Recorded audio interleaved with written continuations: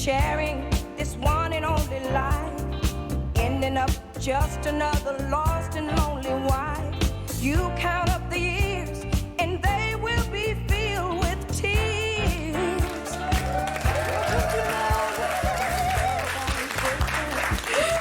Comme au bled, dis donc. Bonjour tout le monde, bienvenue dans Bel et Bien Ensemble. Il y a Sarah Stan, il y a notre médecin qu'on adore, Abigail Deby, notre public. Youhou, ouais, waha. Ah oui, on est content. Alors, écoutez bien, je suis tellement gonflée que j'ai l'impression d'être une carpe échouée sur la plage. Ah bon? Mais non. Bon, allez, je vous le dis, c'est pas de moi. C'est de la célèbre actrice et animatrice américaine Drew Barrymore, qu'on adore aussi. Je suis sûre que cette phrase, elle parle beaucoup à vous qui nous regardez, en tout cas au ventre des femmes, puisqu'il est mis, ce ventre, à rude épreuve tout au long de notre vie. Il gonfle, il ballonne, il grossit. Est-ce qu'on est condamné tout à prendre du ventre? Non! Voilà, c'est ce que j'ai envie de vous dire ce matin. Alors pour dire adieu à la graisse abdominale, sans rogner évidemment sur la notion de gourmandise qui est très très importante, on va recevoir celui qui nous a donné envie de faire cette émission. C'est le gastro-entérologue William Bérébi qui sera avec nous dans quelques instants. Ben oui, il est sur les starting blocks, donc il a fait un petit... Voilà, c'est pas maintenant, donc... Attendez 2 secondes, parce qu'il faut que je parle à Sarah. Sarah, Oui. votre ventre vous pose problème. Mais oui, je fais Et vous plus avez me un voir. avis sur la question. Mais c'est ça, il me dégoûte. Voilà, je vous le dis, Agathe, on est en conflit permanent avec nos bourrelets. Et visiblement, je ne suis pas la seule. Le bide, en fait, c'est devenu la source de complexe numéro 1 des Françaises. 57% des femmes n'aiment pas leur ventre. Un chiffre qui monte, attention Agathe, après 50 ans à 75%. Bah oui, mon chou. Méfiance. La raison, avec le temps, on stocke tout ici. Par exemple, moi, avant, je pouvais me vider un pot de pâte à tartiner normal. Maintenant, quand je le fais, on dirait que je suis enceinte depuis 6 mois. Mais c'est ça. Donc j'évite. 6 ans, mon chou. Attends, merci à vous. Et ce rapport conflictuel entre le ventre et les calories, en fait, il dure depuis des années, comme vous le voyez sur ces images. On se comprime dans des gaines ou des corsets ultra serrés pour aplatir notre bide. On suffoque, on compresse nos organes. Bref, on se fait du mal. Je crie au scandale du nom de cette célèbre marque de lingerie du siècle dernier. Regardez, Agathe. La gaine Scandale est en tulle élastique. Elle enveloppe entièrement le buste qu'elle maintient admirablement et dont elle corrige les moindres défauts. Mais madame, on dirait que ce n'est pas la même robe. C'est la même robe, mais ce n'est pas la même femme. Car la gaine Scandale transforme la femme. La gaine. Faites l'accent, Agathe. La gaine scandale transforme la femme. Bravo. Bravo à vous, Sarah. Alors, Abigail, en attendant qu'on compresse aussi les hommes dans des gaines comme ça, moi, je voulais savoir, est-ce qu'on est égaux, finalement, homme-femme, par rapport à la graisse abdominale? Mais non, pas tout à fait. Déjà, ce qu'il faut savoir, c'est que le sucre, il n'est pas stocké tel quel. En fait, il est transformé. Il y a une grande partie qui est utilisée comme source d'énergie. Et puis, l'excès va être transformé par le foie en acides gras, en triglycérides. Et ça va être stocké dans les cellules graisseuses qu'on appelle les adipocytes. Et ça, la répartition du tissu graisseux, elle dépend beaucoup des hormones. Alors, chez les hommes, sous l'influence des hormones sexuelles, c'est plutôt au niveau de l'abdomen. Cette fameuse graisse viscérale qui pose problème parce qu'elle est métaboliquement active et qu'elle elle est un petit peu plus dangereuse. Et chez les femmes, la répartition, elle est plutôt gynoïde, donc au niveau des hanches, des fesses, des cuisses. Sachant qu'après, à la ménopause, avec la chute des œstrogènes, il y a plein de modifications qui font que, les femmes vont avoir tendance à prendre un peu plus du ventre. Fini. mais c'est quand même intéressant de savoir pourquoi. Avec la chute des œstrogènes, en fait, on va prendre plus au niveau du ventre. Mais il y a plein d'autres modifications. En fait, le métabolisme de base ralentit. On consomme un peu moins d'énergie. On peut avoir aussi une fonte musculaire qui s'accélère. Donc, on consomme moins des sucres. Il y a une insulinorésistance, le sucre passe moins dans les cellules. C'est compris, Agathe? Les oestrogènes perturbent aussi la sécrétion de leptine et de gréline. Donc la faim et la satiété sont un petit peu différentes. Donc tout ça fait que... Ça suffira. Ça suffit. Non, mais un petit chiffre quand même. Il y a quand même 50 à 70% des femmes en transition ménopausique qui vont avoir une augmentation du périmètre abdominal, une petite prise pondérale qui est chiffrée entre 2 et 5 kilos si on ne modifie rien à son alimentation et à son activité physique. Mais c'est pas grave. On peut faire des choses et quoi qu'il arrive, voilà, ce n'est pas dramatique. Voilà, c'est merci. fini. C'est fini? Non, pas tout à fait, j'avais encore d'autres choses à dire. Mais... Oui, attendons, pas tout en même temps. Abigail, je vous rappelle que j'ai 52 ans. Donc, à la ménopause, on a bien compris qu'on perd le seul avantage qu'on a sur les hommes. La graisse abdominale s'accumule. Comment continuer à se faire plaisir sans prendre 4 tours de taille? les solutions de notre invité. Oui, les solutions.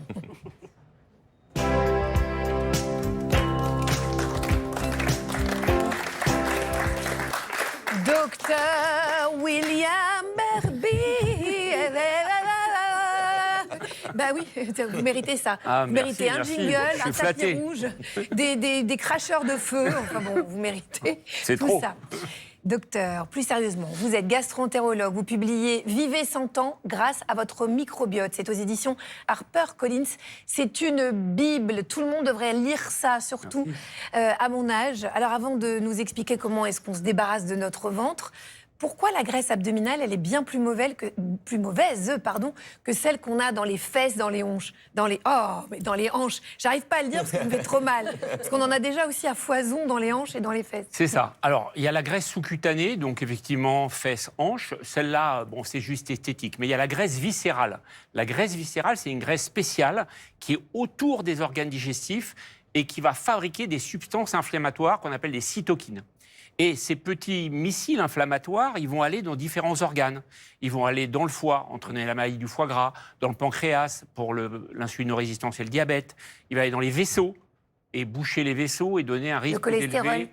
Bien sûr, donner plus de risques d'accident vasculaire cérébral ou d'infarctus. Plaque. Et aussi le cerveau. Donc en fait, il y a une grosse différence entre la graisse sous-cutanée et la graisse viscérale, métabolique, qui est autour des organes digestifs. Abigail, est-ce qu'il y a un moyen facile pour surveiller son tour de taille, savoir si on a trop de graisse viscérale, justement? Ah oui, parce qu'en fait, on a remarqué, il y a des études qui montrent effectivement que le tour de taille est associé au risque cardiovasculaire dont vient de parler Dr Berbee, donc un risque augmenté d'infarctus, d'AVC, etc. Et donc, il faut juste mesurer, en fait. Ah. Et alors, on va mesurer. Ruban. C'est avec un petit mètre ruban. Alors, pour savoir, en fait, c'est à égale distance entre la dernière côte palpée et la crête iliaque, c'est-à-dire l'os de la hanche. Donc, globalement, ça correspond à peu près à la zone Sur au le niveau nombril, du nombril. quoi. Sur le nombril, il faut être relâché. Il faut pas. Vous les montrer ça sur sert moi à rien. Ouais, je vais le montrer Allez. sur vous. Je préfère que sur moi. Vraiment, on veut savoir. Non, ne donnez pas le chiffre. Hein. Voilà. Dites donc. Et vous allez m'aider. Non, mais avec tout ce vous que. êtes Non, avec mais moi. écoutez-moi bien. On C'est fait un un peu par là. CDI de faire attention. Voilà. C'est ça le nombril. C'est un CDI non rémunéré de faire attention, que je fais attention. Je ne suis pas un modèle. Hein. On fait n'importe quoi là. Il faut déjà qu'on soit sur centimètres. Voilà. Alors, combien? Non, mais dites pas. Oh, ça va ou pas? Attendez, 30. Non, mais 30 cm, c'est pas possible. Par contre, c'est juste la conversion n'est pas la bonne. pourtant. Non, en tout cas, on peut dire que c'est largement inférieur à 80 cm. Pour les femmes, c'est 80 cm. Largement. Si, très largement. On a combien?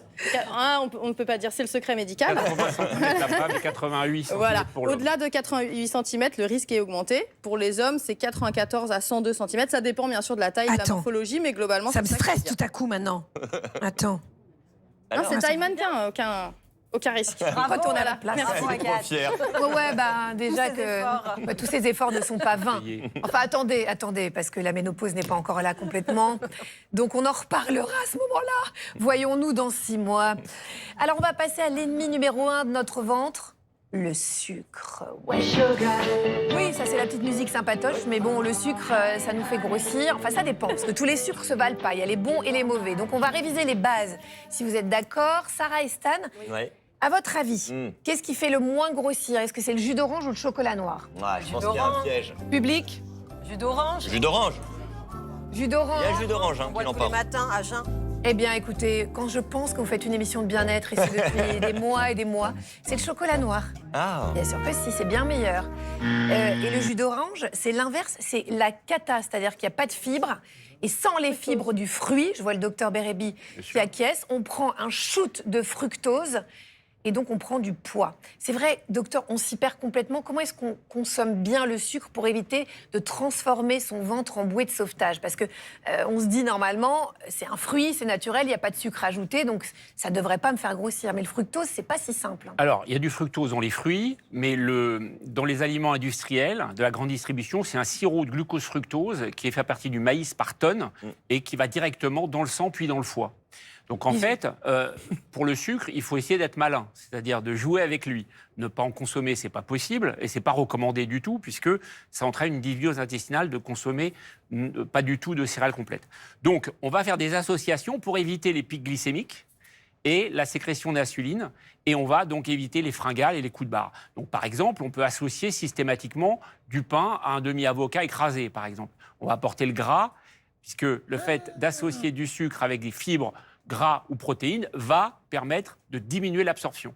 Donc il y a plein de petits détails comme ça qui Voilà. font qu'on ne change pas le plaisir, C'est ça. mais en même temps, on se prend moins de shoot de sucre. Exactement. Si vous faites chocolat, par exemple, vous prenez un carreau ou deux, vous prenez un bol de skyr avec.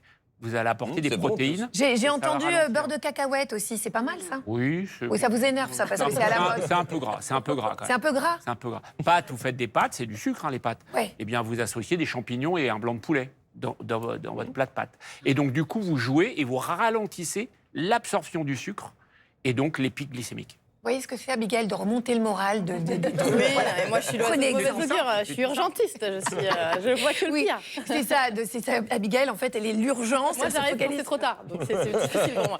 On va continuer à parler de l'influence du sucre sur notre poids avec Stan qui revient ce matin sur une révolution minceur. C'est une nouvelle rubrique, elle s'appelle L'avant-nous. Eh oui. Et un nouveau jingle, accessoirement. Je vais vous parler d'un produit qu'on nous vend comme une alternative santé au sucre et au kilo depuis plus d'un siècle. Si je vous dis saccharine, cyclamate, sucralose et néotame, ce ne sont pas des MST, non, ce sont le nom des principaux édulcorants de synthèse. Alors au départ, la promesse est sympa. Avec les édulcorants, on veut le beurre, l'argent du beurre et le cul de la crémière, mais sans la cellulite. En gros, le sucre sans les calories. Un miracle rendu possible par l'alchimiste Constantin Fahlberg. Et c'est une affaire de sérendipité. En 1879, le scientifique travaille sur des dérivés chimiques à base de goudron. Un soir, il rentre chez lui, mange son pain, et en se léchant les doigts, il trouve que son majeur a un incroyable goût sucré. Il y retourne, et ça y est, il en est convaincu. Il vient de découvrir la formule magique, celle de la saccharine.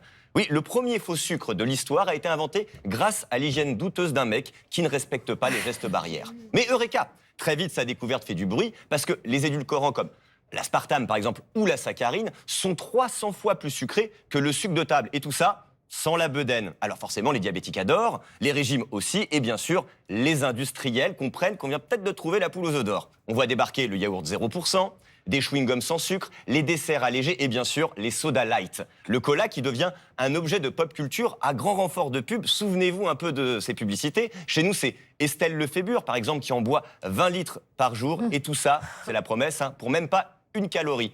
Et à l'étranger, on retrouve qui? Elton John, c'est lui qui paye sa tournée de cola. Bref, les sodas allégés deviennent cool, voire terriblement sexy. À l'image de ce spot de pub de 1988. Attention mesdames, il va faire chaud, très très chaud. I don't want you to be no slave. I don't want you to work all day.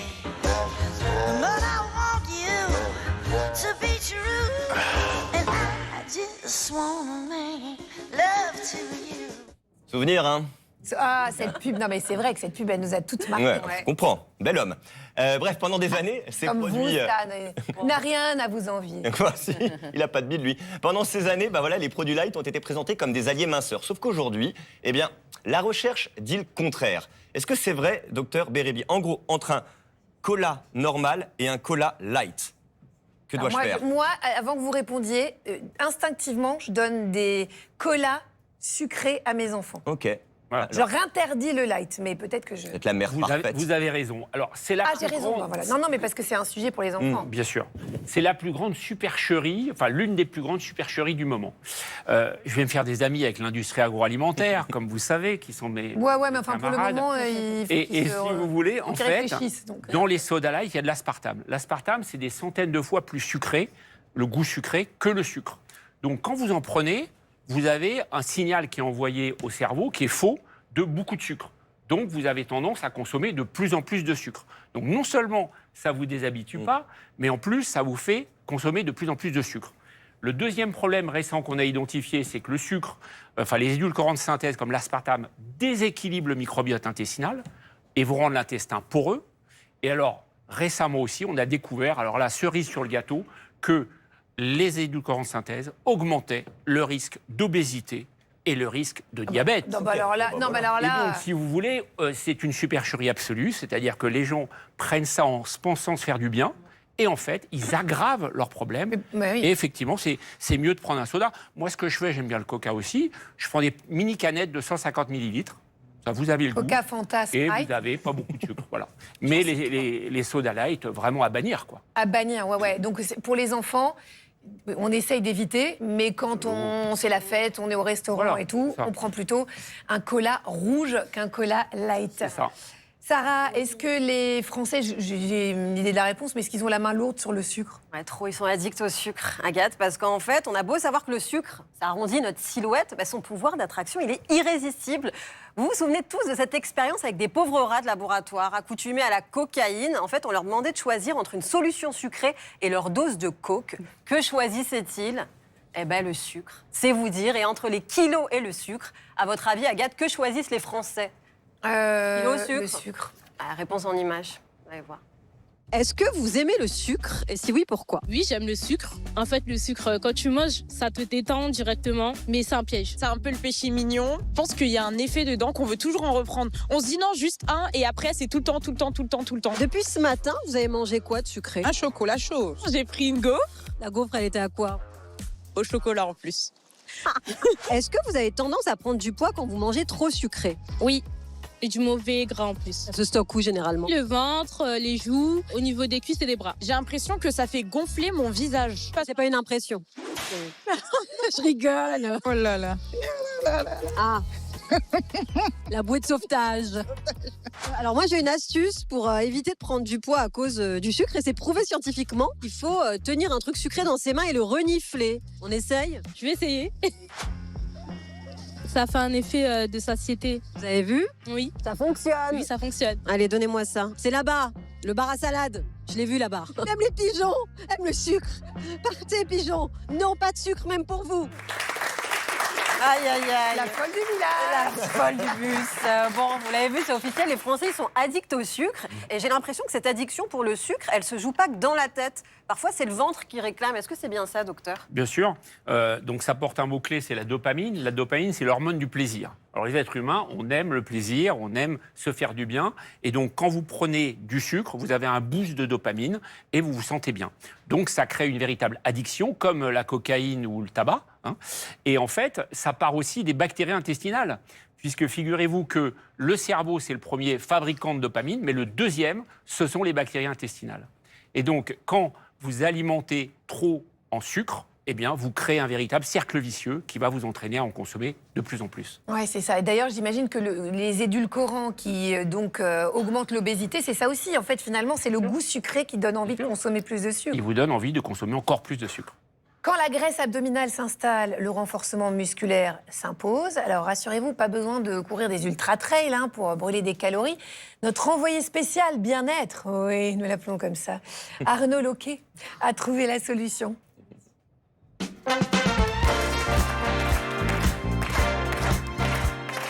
Vous êtes bien aimable, Sarah, de lui laisser votre Bien place. urbaine. Alors, vous Bonjour, parliez mon petit chou. Bonjour, madame. Donc, pas de bonjour.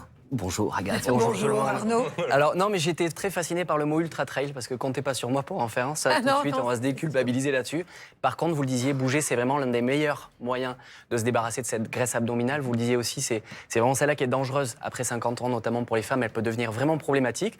Alors, la question, c'est quels exercices est-ce qu'on peut privilégier pour justement essayer de mettre tout ça en place? On a souvent M. Tonkiné dans l'émission qui vient et nous prodigue plein d'exercices. Là, vous allez voir comment prendre soin de vos abdos tranquillement, chez vous et surtout avec bienveillance. J'ai donc confié une mission à Pauline, notre journaliste, dénicher des exercices faciles et efficaces pour un ventre léger et apaisé. Direction le centre de Paris pour rencontrer Clarisse Ernoux. Bonjour Clarisse. Hello Pauline, bienvenue, entre. Merci. Autrice du livre « Périnée, votre super pouvoir », cette professeure de yoga et pilates, suivie par près de 700 000 personnes sur les réseaux, se consacre entièrement au travail du mouvement pour aider les femmes à se sentir bien dans leur corps. Alors aujourd'hui, Pauline, je vais te montrer les exercices moi que j'adore faire pour travailler son ventre et surtout le dessiner et le travailler en profondeur. Il y a plusieurs couches d'abdominaux et c'est ça qui est intéressant. Il y a la plus négligée, c'est la couche la plus profonde des abdos qui s'appelle le transverse. Ensuite, on a les obliques qui viennent vraiment comme une gaine ici sur les côtés. Et ensuite, on a les grands droits les plus connus, les tablettes de chocolat. Déjà, je vais te montrer comment on engage la couche la plus profonde qui doit être tout le temps engagée quand tu travailles tes abdominaux. Donc là, on commence avec le transverse, c'est ça? On commence avec le transverse. Let's go.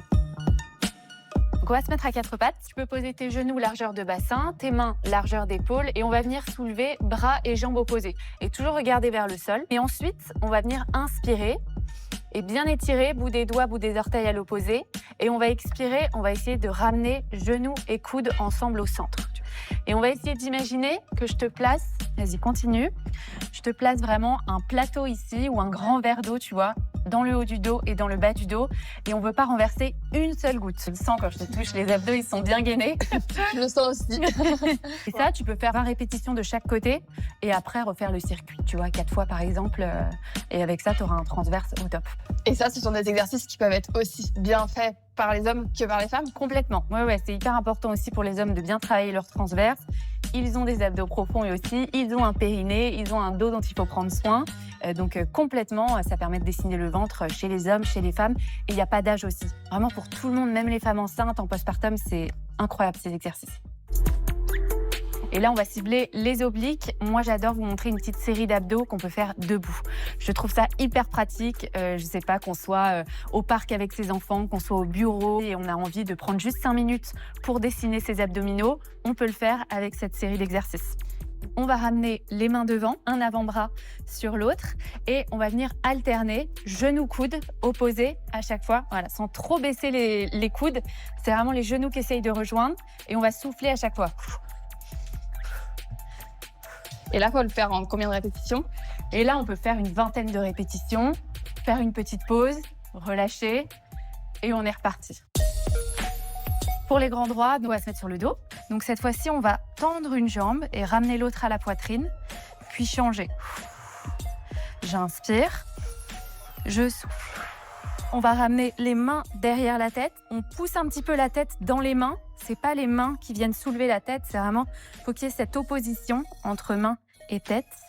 Et toujours de l'engagement au niveau des abdos. Tu vois, on veut pas avoir cette petite boule sur le ventre au-dessus. On veut sentir que tout est bien gainé vers l'intérieur. Très bien. Ça, tu peux faire 20 répétitions, petite pause, et tu reprends 3-4 fois. Comme ça te fait une 60aine de répétitions. Et là, tu auras vraiment un travail complet pour le ventre. Ça va vous permettre de dessiner votre ventre, de prendre soin de votre périnée. C'est vraiment une passion d'aider les femmes à bouger, à avoir les bons mouvements, la bonne respiration, à se sentir bien dans leur corps et de sentir qu'on fait du bien à son corps. Merci Arnaud. Dès qu'on peut distiller, vous savez, partager ces exercices. Non, mais c'est sérieux parce que finalement, on n'y pense pas souvent que le mouvement peut avoir un impact comme ça direct sur le ventre. Donc là, c'est Clarisse qui nous montre cette voie. Vous avez vu chez vous, c'est très accessible. Il y a besoin juste d'un tapis de yoga, une cheminée, vous n'êtes pas obligé de la voir. Elle s'est mise sur le parquet, vous faites vos exercices. Par contre, là, je vais être hyper sérieux. Je tiens à préciser que la quête d'un ventre plat, il ne faut surtout pas que ça vire à l'obsession parce que c'est là que ça peut devenir un vrai danger. C'est important pour renforcer musculairement, pour faire fondre justement cette graisse abdominale. C'est pas tout de suite penser à avoir le six-pack. C'est-à-dire que ces abdos, je sais qu'avec Stan, on fait beaucoup de jaloux parce qu'on a des abdos assez incroyables.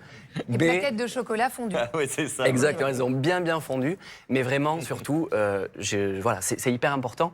Abigail, j'ai une question, c'est quand même, il ne faut pas oublier, déculpabiliser, nous, s'il vous plaît. Le ventre rond, c'est normal. Bah oui, parce que déjà, à l'intérieur du ventre, il y a quand même beaucoup de choses. Il y a beaucoup d'organes. Il y a tous les organes digestifs, l'estomac, le foie, l'intestin grêle, le côlon. Il y a les organes reproducteurs. Donc, ça ne peut pas être totalement plat. L'autre chose importante, là, quand même, je vais être sympa. Avoir un petit peu de graisse, on sait que c'est plutôt bon, particulièrement quand on prend de l'âge, parce que les personnes en très... Alors, il ne s'agit pas d'un gros surpoids, mais quand on a un très léger surpoids, déjà, ça protège en cas de chute. Hein, quand on prend de l'âge, il y a l'ostéoporose, etc. Donc, c'est quand même bien. Ça protège les organes. Et puis, l'autre chose aussi, c'est que dans certaines pathologies, c'est associé à un meilleur pronostic. Par exemple, si on souffre d'un infarctus et qu'on a un tout petit surpoids, eh bien, c'est de meilleurs pronostics que si on est très mince, par exemple. Donc ça, c'est une bonne chose. Et l'autre chose pour les femmes, c'est qu'il ne faut pas oublier que la vie des femmes, elle est rythmée par des changements hormonaux, par d'éventuelles grossesses, par la préménopause, puis la ménopause, etc. Et c'est tout à fait normal que notre silhouette varie au cours du temps. On ne peut pas être dans l'hyper-contrôle tout le temps. Il faut écouter son corps et ensuite s'adapter en fonction de ses complexes peut-être, mais aussi de la vie normale des femmes. Voilà pourquoi mon grand-père ne se blessait jamais. Il tombait toujours sur le ventre. Non, mais c'est pas... ça amortit, c'est quand même pratique. C'est une vraie chose, c'est une balance bénéfice-risque. Merci Arnaud, on se retrouve demain.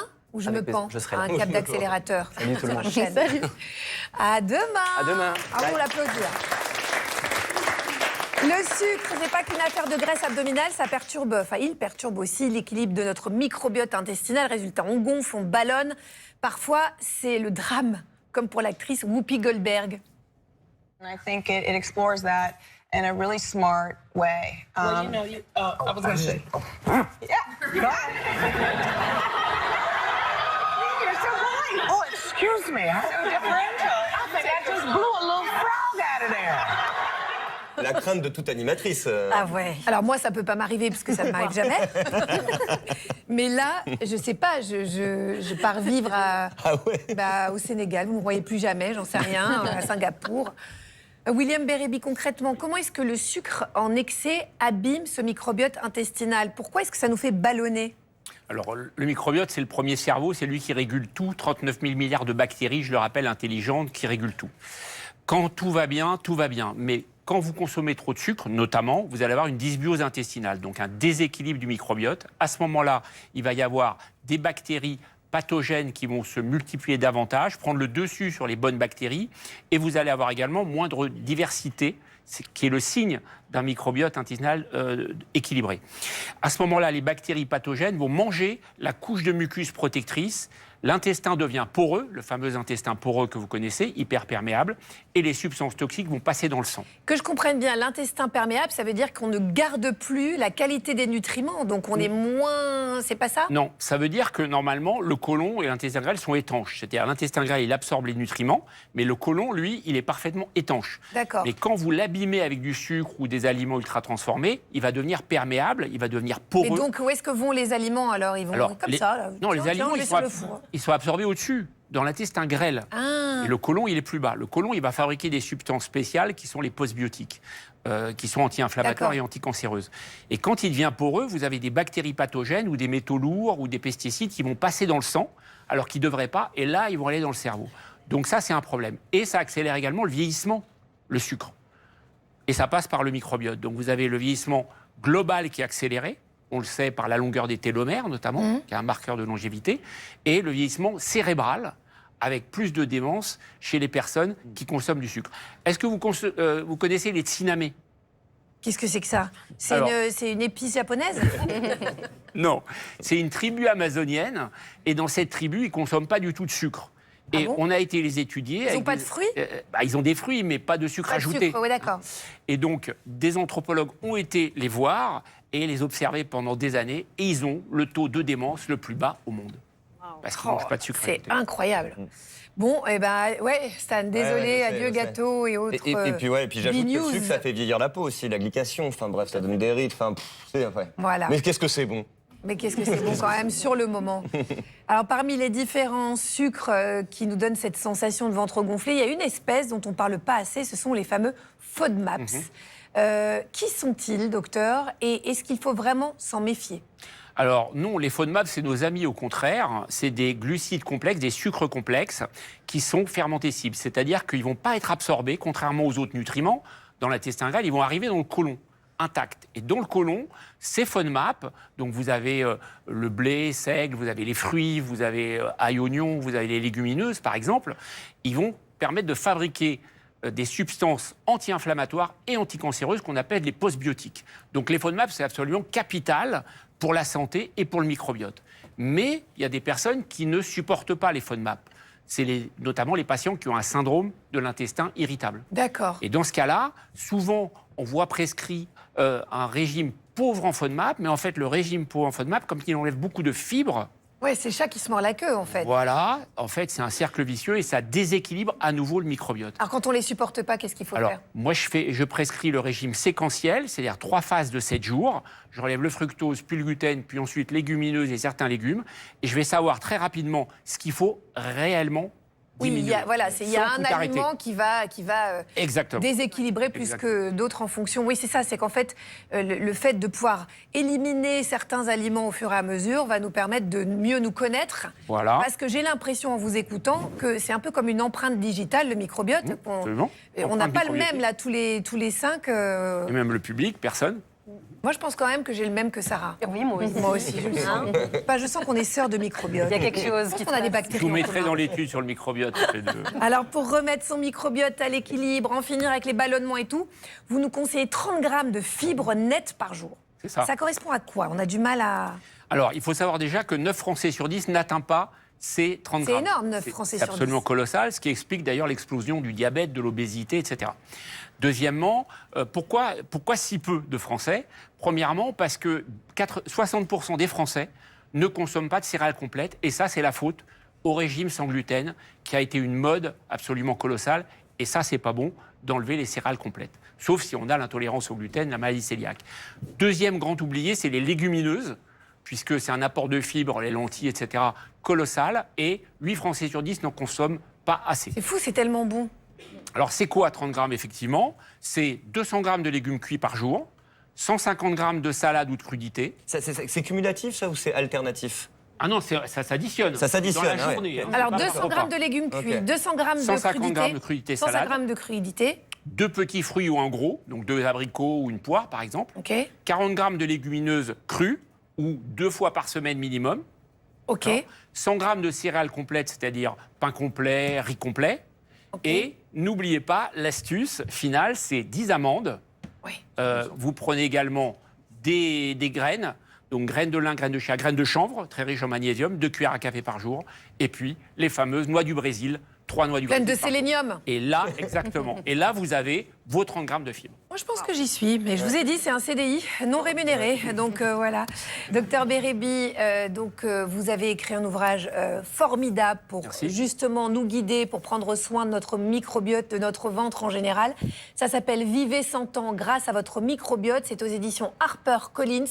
Et il y a tout ce que vous venez de dire, mais en plus détaillé, avec un guide pratique et tout. C'est extrêmement bien fait. Merci, docteur. Merci beaucoup. À très bientôt. On peut l'applaudir, bien sûr. Manger sucré sans prendre de poids ni abîmer son microbiote intestinal, c'est possible. Place à la surprise du chef.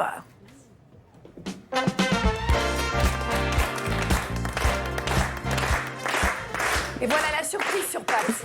C'est Sophie Balestra. Bonjour Sophie. Bonjour. Merci d'être avec nous. Alors, Sophie, peut-on vous dire, je vous ai connue l'année dernière grâce à un podcast que j'affectionne tout particulièrement. Et je me suis procuré votre livre il y a 1 an. C'est mon livre de chevet, mais vraiment, ça et symptômes et maladies. Alors, vous êtes chef nutritionniste.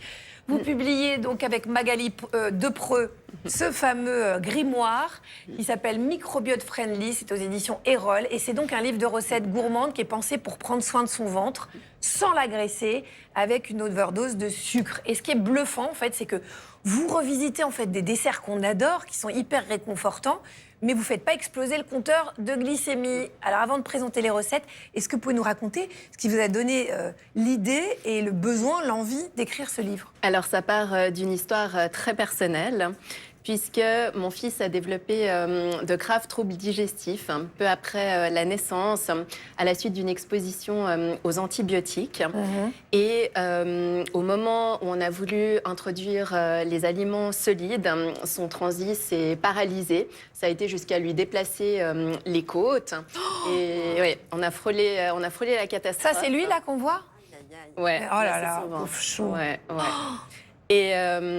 Et alors, bien sûr, on a consulté de nombreux spécialistes, mais c'est vrai qu'ils n'avaient pas de solution à nous proposer autre que l'opérer, lui poser une poche. Il n'aurait jamais pu manger par la bouche.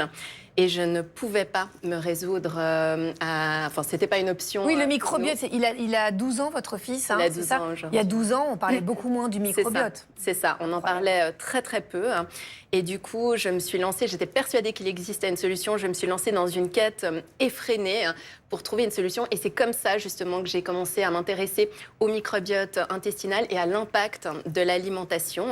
Et puis, du coup, j'ai découvert une approche visant à assainir l'intestin et soigner le système digestif et rééquilibrer le microbiote. Alors, ça a été très difficile au début. puisque on a tendance à se focaliser justement sur les choses qui sont plutôt à éviter. Et puis j'ai eu un déclic parce que c'était vraiment très important pour moi que mon fils y développe vraiment une relation saine avec la nourriture. Et j'ai décidé justement de me focaliser sur les aliments bénéfiques. Et j'ai eu envie de créer des chouettes recettes, bien sûr, gourmandes, parce que la notion de plaisir, elle est absolument essentielle. Et bien sûr, c'est des recettes sans sucre. Puisque... Et il va bien, votre fils, aujourd'hui? Oui, alors aujourd'hui, il va très très bien. Quand on le voit, on ne pourrait pas imaginer ce Vous avez reconstruit en fait sa flore avec un tout, évidemment, ça a pris du temps et tout, mais avec notamment ces recettes. Alors, je voudrais qu'on passe justement à ces fameuses recettes. Moi, je dois vous dire, j'ai quasiment tout fait dans votre livre. Ça fait 1 an que je l'ai. Bon, on va en reparler, mais il y a ce fameux bouillon d'os, mon Dieu, qui est merveilleux. Les brownies microbiote friendly, puisqu'on parle de sucre. Quelle astuce pour remplacer ce trop-plein de sucre qu'on a dans tous les brownies, quoi? Eh bien, déjà, il n'y a pas de sucre ajouté. En fait, c'est les dattes qui sont présentes dans la recette qui vont sucrer. Sucré naturellement, c'est très sucré, les dattes, donc voilà. Ça. Et ça va apporter aussi des fibres douces qui sont assez digestes et qui vont nourrir justement la flore bénéfique. On a également du cacao pour le côté gourmand et qui est également riche en polyphénols. C'est un super aliment, ça, ouais. Voilà, exactement. Ça va aussi nourrir la flore bénéfique. Et c'est associé à de la purée d'oléagineux qui est du coup assez grasse. Et ça va permettre de lisser vraiment la glycémie. On peut parler donc d'une recette qui est totalement inattendue. C'est votre compote de pommes au bouillon et yaourt probiotique. Alors, bouillon d'os, hein. Compote de pommes au bouillon d'os. Oui, alors... Super bon, je vous le dis direct. Non mais alors là... On le sent pas, en fait, le bouillon dans la recette. Voilà, c'est vraiment... J'ai vraiment, à l'époque, cherché comment faire pour intégrer ce bouillon un petit peu partout. On a d'ailleurs aussi des recettes de glace au bouillon dans le livre. L'idée, c'était vraiment de consommer ce bouillon parce que le bouillon, c'est vraiment un aliment qui est extrêmement bénéfique pour l'intestin, pour le système digestif. C'est d'ailleurs un remède ancestral contre les troubles digestifs. C'est bourré de collagène, d'acides aminés, de minéraux, etc. Ça va vraiment soigner la muqueuse. Et pour avoir un microbiote sain, il faut avoir une muqueuse saine. Donc le bouillon d'os, vous en avez élaboré des gummies healthy, c'est-à-dire que ce sont des bonbons qui sont des bonbons sains au bouillon d'os et vous en avez apporté, il me semble. Oui. Alors montrez-moi cette merveille. On va goûter. Oui. Franchement, ça je ne l'ai pas fait à la maison, donc si jamais je trouve ça dégueu, je vous le dis. Hein. Bonbon au bouillon d'os. C'est une manière très ludique, en fait, de consommer du bouillon. Hein. Et ça, bien sûr... Ouais, faites tourner. Allez, Agathe. Vous les faites chez vous, déjà? Ça vous plaît? Ça, j'ai pas fait. C'est dingue, c'est citronné, c'est hyper bon. Mais il n'y a pas de sucre là-dedans? Non, pas du tout. C'est sucré avec du miel de bonne qualité. Hein. C'est dingue. C'est quoi du miel de bonne qualité? Alors, idéalement, ça va être du miel cru. Il ne faut pas qu'il y ait une adjonction de sirop de glucose. C'est vraiment du miel qui vient de l'apiculteur. C'est vrai qu'il faut un petit peu se méfier. Il ne faut pas qu'il soit transformé comme voilà, tout. C'est ça. Alors, moi, je voudrais bien que vous avez apporté un début de recette de dessert hyper sain qu'on va terminer ensemble. Alors, qu'est-ce que c'est que ces petites choses? Alors, je pose la question alors que j'ai déjà fait 1000 fois. Je vous le dis. Alors... Ça, ce sont des choses géniales à faire pour le goûter des enfants. Je vous le dis direct parce que c'est un peu le casse-tête, le goûter des enfants, parce que... Oula! Parce que, on a envie de leur faire plaisir, ils râlent facilement. Donc là, expliquez-nous ce que c'est. Alors, en fait, c'est une pâte à base de dattes, de purée d'amandes et de poudre de cacao. C'est une folie. Et qu'on va, on va faire des petites boules qu'on va pouvoir... Donc ça, vous avez préparé la pâte déjà en avance. Voilà, regardez comme j'ai déjà fait... une belle boule, là. Ouais, c'est une belle boule. Regardez comme j'ai déjà fait plein de fois chez moi. Et regardez comme j'ai la main, les gars. Elle est pas belle, cette boule? Elle est pas belle, ma boule? Bisous. Et ensuite, on la trempe un peu dans ce qu'on veut. C'est ça, à choix, ouais. Vous êtes lavé les mains, Pas du tout. Pas du tout, très bien. D'ailleurs, je me suis pas douchée ce matin. Alors, qu'est-ce que vous avez mis là comme petite chose? Alors là, on a de la noix de coco râpée, des graines de chanvre et puis des pistaches concassées. Je vais prendre les graines de chanvre. Oh, mais vous nous charriez là. Attendez, je vais en prendre un. Et calmez-vous, Stanislas. Et on goûte évidemment. Je me suis lavé les mains. Et c'est une folie. Et c'est hyper bon pour notre microbiote. Oui. Donc c'est ce que vous avez donné à votre fils régulièrement pour ses goûters et tout? Oui, entre autres, et encore maintenant, du reste, oui, mes enfants aiment bien ça. Voilà, un enfant qui a un microbiote au top. Je vais donc terminer cette émission la bouche pleine. Oui, c'est une folie. On a perdu, Zara. Public, J'ai perdu. vous n'en aurez pas, mes petits choux. J'adore ça, moi. Non, J'attends la fin. non, c'est pas ça, on n'a pas le temps. Allez. Je plaisante, je vous promets, je vous fais des petites boules. Merci beaucoup. Je sais pas pourquoi j'ai dit. C'est très bizarre. On va se quitter sur cette phrase. Merci Sophie Balestra. Merci à toute l'équipe. Merci à Bigel. Merci Stan. Merci Sarah. Merci à Arnaud. On se retrouve demain à 9h55. D'ici là, vous passez une bonne journée sur France 2. Bien sûr. Et vous prenez soin de votre microbiote. On a un chien galeux. Il serait temps. Folie.